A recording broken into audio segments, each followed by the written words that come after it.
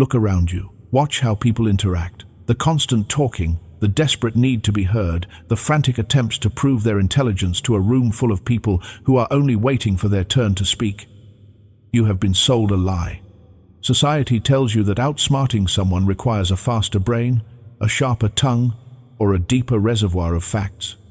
We are conditioned to believe that the smartest person in the room is the one who speaks the loudest, the one who aggressively corrects others, the one who always has a ready answer. The uncomfortable reality is something entirely different. True dominance has nothing to do with what you say. It is built almost entirely on what you withhold. Friedrich Nietzsche, one of the most polarizing and profound philosophers in human history, understood a foundational truth about human nature. He called it the will to power. It is the underlying, inescapable drive in all human interaction, the desire to assert oneself, to shape one's environment, and to overcome obstacles. But the fools of the modern world interpret this power as overt aggression. They think outsmarting someone means defeating them in a loud, public debate. They are playing checkers, while the masters of human psychology are playing chess. Before you even open your mouth, the people around you have already read your silent psychological signals. Think about it. Your posture, your eye contact, the subtle micro-expressions on your face when someone challenges you, these are the real languages of power. Human beings are predatory by nature. We are constantly, subconsciously evaluating the hierarchy of every room we enter. We assess weaknesses. We scan for insecurities. Do you shift your weight when you are questioned? Do you break eye contact when the silence stretches a second too long? Do you rush to fill the quiet voids in a conversation? These are micro-submissions. When you walk into a space and immediately try to assert your value by over-contributing or nervously filling the silence, you are not showing intelligence. You are bleeding desperation. You are telling the room, "Please validate me." And people who beg for validation cannot ever achieve total dominance. The core illusion is that intelligence is an offensive weapon. It is not. In the realm of total dominance, intelligence is an impenetrable fortress. Every time you eagerly try to prove a point, you hand the other person a piece of your psychological puzzle. You tell them what you value. You reveal your triggers. You show them exactly what they need to say to make you react. And the moment you react, you have lost. You have handed over the remote control to your emotions. How can you possibly outsmart someone when they are the ones pulling your strings? Look at the masters of the game. Look at those who hold unquestionable authority. They do not fight for the spotlight. They do not raise their voices to be heard over the noise of the crowd. They sit back. They observe. They let the fools exhaust themselves, playing all their cards, revealing all their insecurities, and laying their entire strategy bare on the table. To outsmart anyone, you must first master yourself. You must brutally execute the ego that begs for immediate recognition. You must understand that true power lies in the shadows, in the unspoken, in the heavy, pregnant pause that makes the other person squirm in their seat. The game is not about who has the best argument. The game is about who has the most control. Nietzsche understood that to climb above the herd, you must act entirely unlike them. This brings us to the very foundation of outsmarting your opponent, a rule that shatters everything you have been taught about communication. Rule number 1 of total dominance. Silence is the ultimate predator. In nature, the loudest animals in the jungle are invariably the prey. They squawk, they howl, and they beat their chests to mask their vulnerability. The predator, on the other hand, stalks in absolute silence. It moves with deliberate calculation. It watches, it waits, and it only reveals itself when the outcome is already guaranteed. The average person is terrified of silence. They view quiet as a terrifying void that must be frantically filled with words, jokes, or nervous chatter. But history repeatedly shows that those who speak the least control the most. When you over-explain yourself, when you list a dozen reasons why you made a decision or why you deserve a specific outcome, you are not projecting authority. You are begging for permission. You are submitting. The psychology here is brutal but undeniable. Seeking validation is the universal hallmark of the weak. Every time you explain yourself excessively, you hand over your power. You are effectively telling the other person, I need you to agree with me so I can feel secure. A person of profound authority does not require agreement. Their decisions stand on their own merit. Their no is a complete sentence. Their presence alone carries the weight of 1,000 words. Now, compare that to the strategic master. The master understands the absolute power of mystery. Human beings are deeply unsettled by what they cannot immediately understand. We are wired to categorize people, to put them into neat, predictable little psychological boxes, but the moment you restrict your words, you deny them that comfort. You become an enigma, and an enigma cannot be outsmarted, because its true intentions are never known. When you speak less, you become a blank canvas. And what do people do with a blank canvas? They project their own insecurities, their own fears, and their own hidden motives right onto it. Let them talk, let them monologue. While they are desperately trying to impress you or dominate the conversation, they are unknowingly handing you the blueprints to their own destruction. They will tell you what makes them angry, what they covet, and exactly how they want to be perceived. They are disarming themselves, piece by piece, while you remain fully armored behind an impenetrable wall of silence. You are gathering the exact ammunition you need to outmaneuver them, all without lifting a finger. Try this the next time you are in a negotiation or an intense confrontation. When the other person finishes speaking, do not reply immediately. Hold unflinching eye contact. Maintain a neutral, unbothered expression. Just watch them. Count to 4 in your head. Watch them panic. Watch the micro-expressions of anxiety ripple across their face. They will scramble to fill that silence. They will backpedal. They will negotiate against themselves. And they will expose their absolute bottom line, just to escape the crushing weight of your gaze. This restraint requires profound discipline. As Nietzsche observed, he who cannot obey himself will be commanded. You must brutalize the ego that screams, "Let me show them how smart I am." True intellectual dominance is not about proving your brilliance. It is about exploiting their desperate need to prove theirs. By starving others of your words, you amplify the gravity of the few words you do choose to speak. But silence is only the shield. To maintain total dominance, you must know how to wield the sword when your limits are tested. Rule number 2 of total dominance.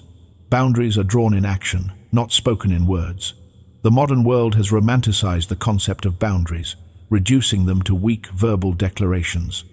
People sit in circles and say things like, "You need to respect me," or "I will not tolerate being spoken to this way." These are entirely meaningless phrases. The uncomfortable reality is that people do not listen to what you say. They watch what you tolerate.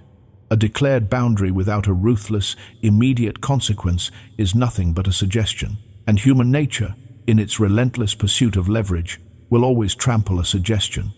Think of how a predator tests an electric fence. It does not hurl its entire body against the wire on the first day. It pushes a paw against it, gently. It probes. It looks for a weak voltage, a loose wire, a blind spot. Human beings operate on the exact same psychological architecture. Disrespect from an opponent, a co-worker, or even a supposed friend is rarely a sudden explosion. It is a calculated, gradual testing of your limits. It begins with a microaggression, a slightly sarcastic tone disguised as a joke in front of an audience, showing up 15 minutes late to a meeting without a sincere apology.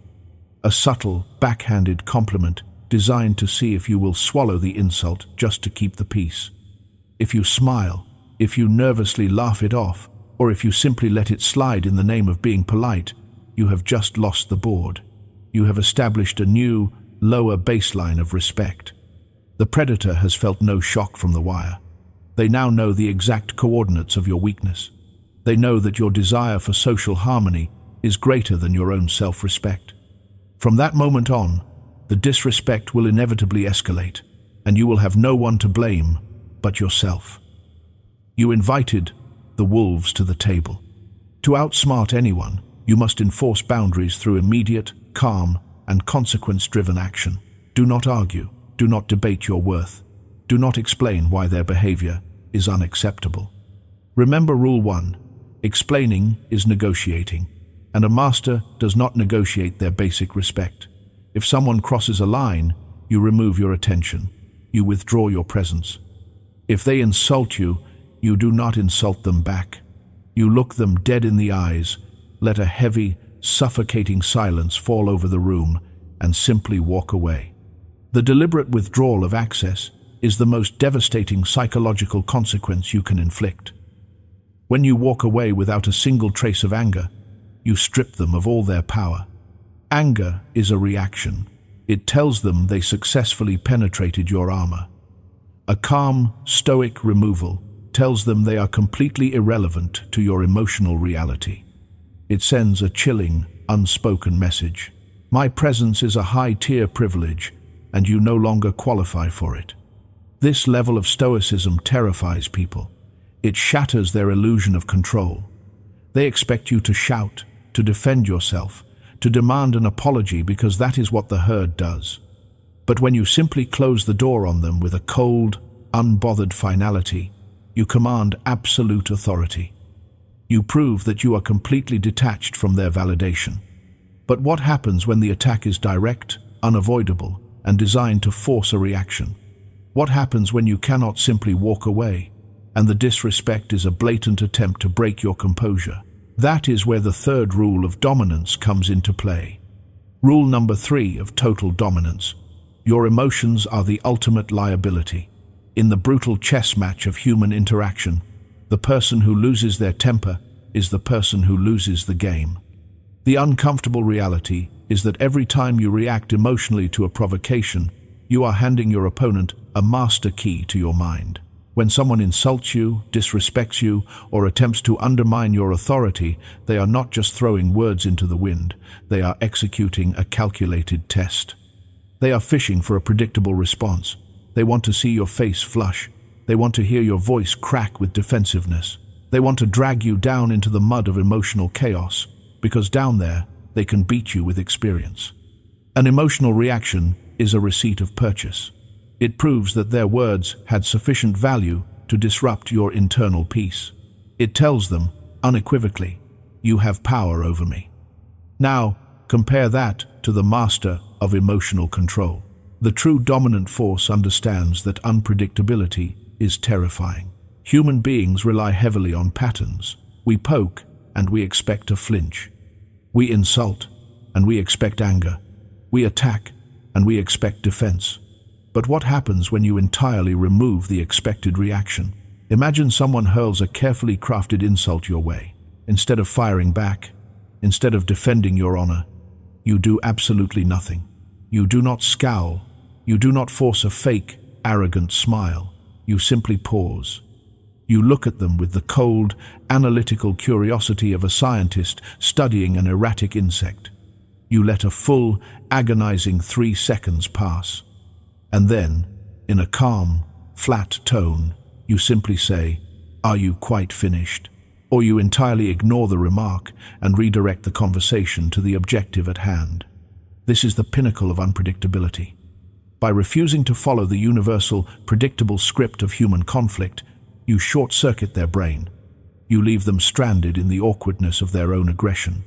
They threw a punch, and it landed on thin air. The momentum of their own attack throws them completely off balance. History repeatedly shows that the most terrifying opponents are the ones who do not react to provocation. They are impossible to manipulate because they offer zero emotional leverage. You cannot bait a tiger with grass, and you cannot manipulate a mind that refuses to break its own frame. Friedrich Nietzsche wrote extensively on mastering the chaotic impulses of the self to transcend the reactive morality of the masses. The dominant mind does not react, it acts. It is not driven by the petty, emotional slights of lesser minds. It is the absolute master of its own internal weather. Under pressure, when the stakes are high and the insults are flying, your calmness is your most lethal weapon. It signals an overwhelming surplus of confidence. It tells the room that you view this attack not as a legitimate threat, but as a minor, irrelevant disturbance. You become a black hole of emotional energy, absorbing their frantic attacks without ever reflecting them back. The manipulator is left grasping at shadows, terrified of what you might do next, simply because you did what they least expected, absolutely nothing.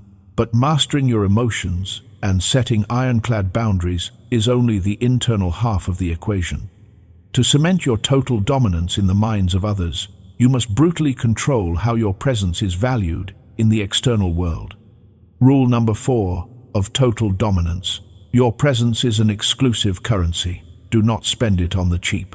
In the brutal economics of human psychology, value is dictated entirely by scarcity. The uncomfortable reality is that people fundamentally disrespect what is freely and constantly given.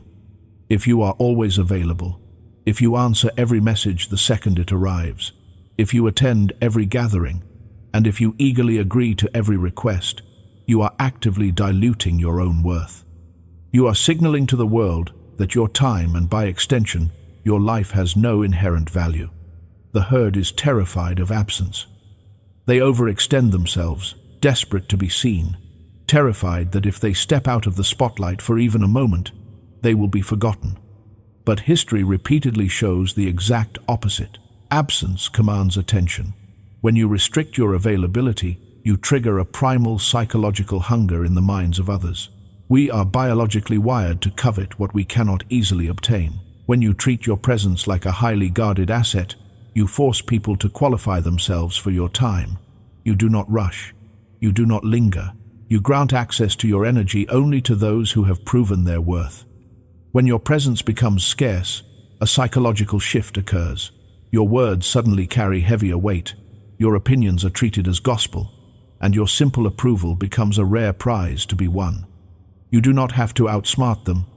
They will outsmart themselves, trying to earn a place in your inner circle. This brings us to the 5th and final rule of total dominance.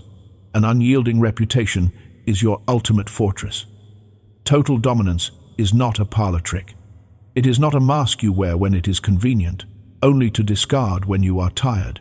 It is a relentless, unbroken consistency in your actions. Human beings are pattern recognition machines.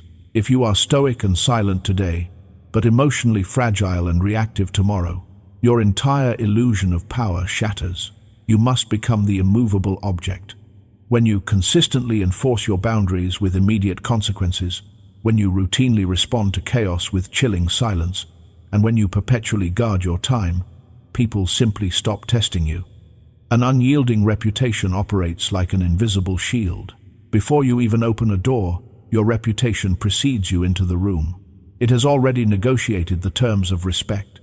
It has already warned the predators that you are not prey. You transcend the petty, frantic games of the herd.